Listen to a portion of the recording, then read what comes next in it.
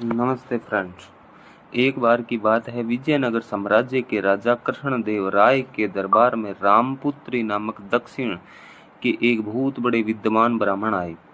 उन्होंने राजा कृष्णदेव राय से कहा, महाराज, सुना है कि आपके दरबार में बहुत बड़े बड़े विद्वान हैं। मैं उन्हें विद्वान तभी मानूंगा जब उनमें से कोई यह बता सके कि मेरी मातृभाषा कौन सी है। फिर राममूर्ति ने एक एक करके तमिल, तेलुगु, कन्नड़, मलयालम भाषा में धारा प्रवाह बोलना चालू किया।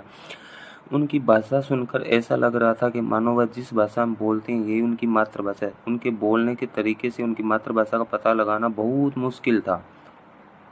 राजा कृष्णदेव राय ने तेनालीराम की ओर देखते हुए कहा, तेनालीराम, क्या आपने दरबार में ऐसा कोई विद्वान है जो इनकी मातृभाषा बतला सके?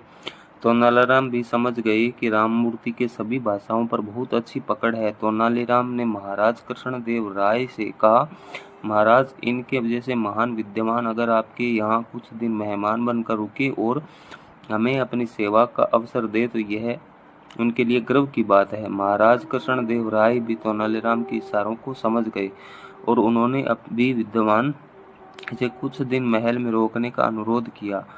राममूर्ति 3 दिन महल में रुकने के लिए तैयार हो गए। दूसरे दिन राममूर्ति नित्य क्रम के लिए जा रहे, तेनालीराम भी उनके साथ चलने लगे। रास्ते में एक कांटा राममूर्ति के पैर में चुभ गया और राममूर्ति ने अपनी अम्मा अम्मा बोलते हुए अपना पैर पकड़ लिया। तेनालीराम ने राममूर्ति के पैर से कांटा निकाला, जिससे राममूर्ति को आराम लग गया। राममूर्ति 3 दिन महाराज कृष्णदेव राय के मेहमान बन रहे थे और तीसरे दिन जब वह जाने लगे तब महाराज से बोले, महाराज, अब मैंने 3 दिन आपके अतिथि बनकर स्वीकार किया है। अब मैं अपने घर जाना चाहता हूँ। क्या आपके दरबार में कोई विद्वान है जो मेरी मातृभाषा बतला सके?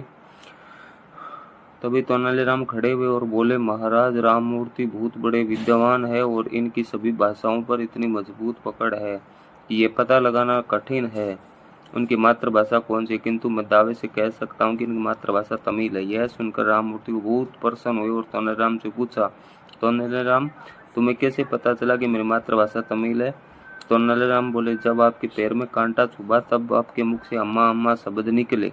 जब वह व्यक्ति कठिनाई में होता है तो अपने माता पिता या परमेश्वर को याद करता है और वह अपनी मातृभाषा में अम्मा शब्द तमिल शब्द है, इसलिए आपकी मातृभाषा तमिल है। तेनालीराम की बुद्धिमत्ता को देख के राममूर्ति बहुत प्रसन्न हुए और तेनालीराम की बुद्धिमत्ता की प्रशंसा करते हुए चले गए और राजा कृष्णदेव ने प्रसन्न होकर तेनालीराम को ढेर सारे उपहार और सम्मान दिया।